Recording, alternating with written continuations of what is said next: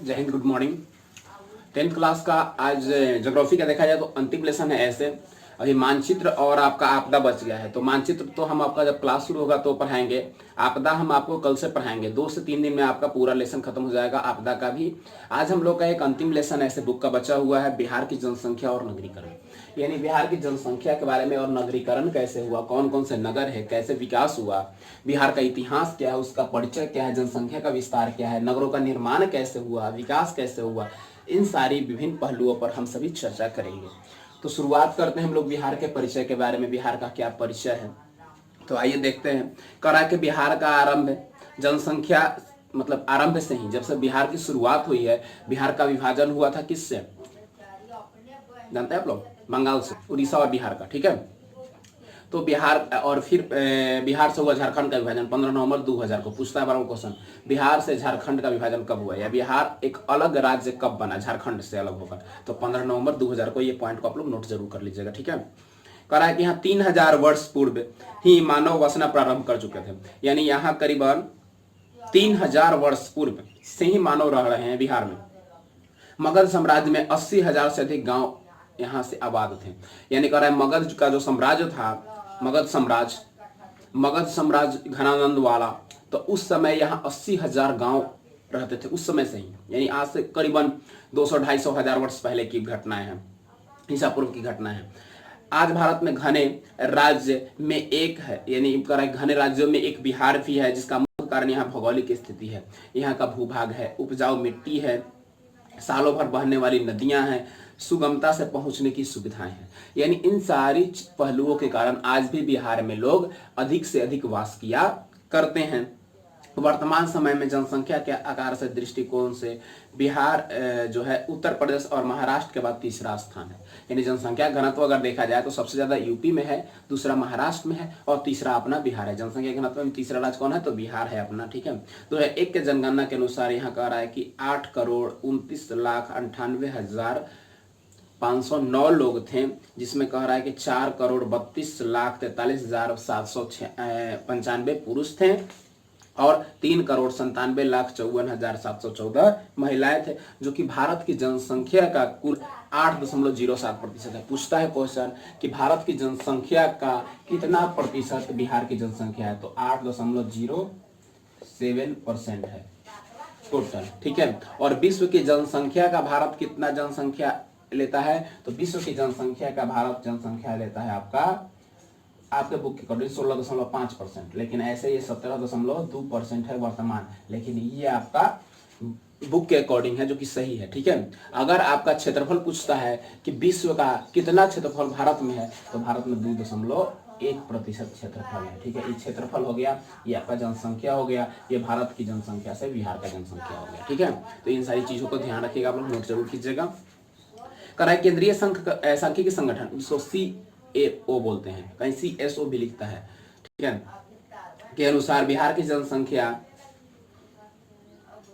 2007 के अनुसार 9.31 करोड़ थी। यानी 2007 में जो आंकड़ा हुआ था उसके अकॉर्डिंग 9.31 करोड़ थी। उसके बाद 91-92 में ये 28.62% की इसमें वृद्धि हुई थी, जबकि राष्ट्रीय यहाँ वृद्धि आय कह रहा है कि 21.11 है। यानी 21.11 यहाँ राष्ट्रीय आय वृद्धि है। यहाँ की कुल आबादी का 89% लोग क्या करता है, गाँव में बसता है। यानी 89.05% लोग बिहार में लोग गाँवों में रहते हैं।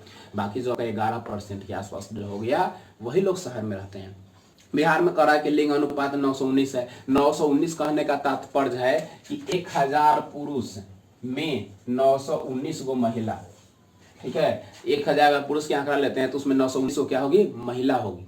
ठीक है, यानी 1000 पुरुषों पर 919 गो महिला है, यानी महिलाओं की संख्या पुरुषों के मुकाबले कम है। यहाँ राष्ट्रीय अनुपात 933 से लेकर भी कम है। यानी राष्ट्रीय आय का अनुपात कह रहा है कि 933 से भी कम है। और आयु संबंधित वितरण का संबंध 0 से 6, 7 से 14 वर्षों का समूह का प्रतिशत अधिक है। यानी यहाँ 0 से 6 साल लेकर या 7 लेकर 14 साल के लोगों की संख्या क्या है, बिहार में ज्यादा है, जो कि तालिका द्वारा जन्म दर के बारे में बताया गया है। देखिए एक तालिका दिया हुआ है, कितने कितने प्रतिशत के लोग ज्यादातर यहाँ पे निवास करते हैं। तो खैर तालिका से कोई क्वेश्चन प्रश्न नहीं होता है, इसके लिए निश्चिंत रहिए।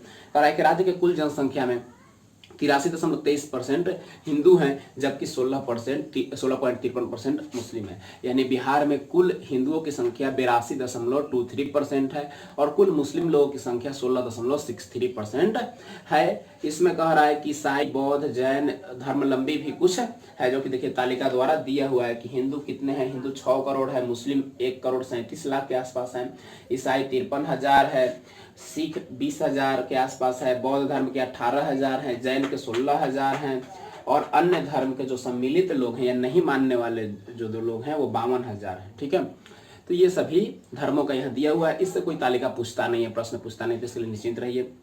कि राष्ट्रीय लोक सहयोग एवं बाल विकास संस्था, जिसको बोलते हैं NIPCCD, भारतीय महिलाओं के संबंधित में एक आंकड़ा सर्वेक्षण किया जो कि 2007 ईस्वी में किया था। तो उसके अकॉर्डिंग कर रहा है कि 7-8 के अनुसार 2005 से जन्म दर में कह रहा है कि 30.4% की वृद्धि हुई है। यानी पहले जो जन्म दर होती थी जिसमें बच्चे मर जाते थे, उसके अनुसार 2-3 वर्षों के बाद जो आंकड़ा लिया गया उसमें 30.4% की वृद्धि हुई थी। और राष्ट्रीय मृत्यु दर जो थी उस समय औसतन जो दर थी वो 23.8 थी, जबकि मृत्यु दर 8.1 थी। और राष्ट्रीय औसत कह रहा है कि 7.6 था। और उच्च जन्म दर के कारण बिहार में कह रहा है कि जन वार्षिक वृद्धि हो रही है। यानी जन्म दर यहाँ ज्यादा है और मृत्यु दर कम है, 8.1 लोग मरता ही है। ठीक है, लेकिन बढ़ने वाली अगर संख्या जन्म दर तो 30.4 है, औसत देखा जाए तो 23.8 है। इसलिए बिहार की जनसंख्या लगातार पॉपुलेशन बढ़ रही है, क्योंकि जन्म दर ज्यादा है, मृत्यु दर कम है।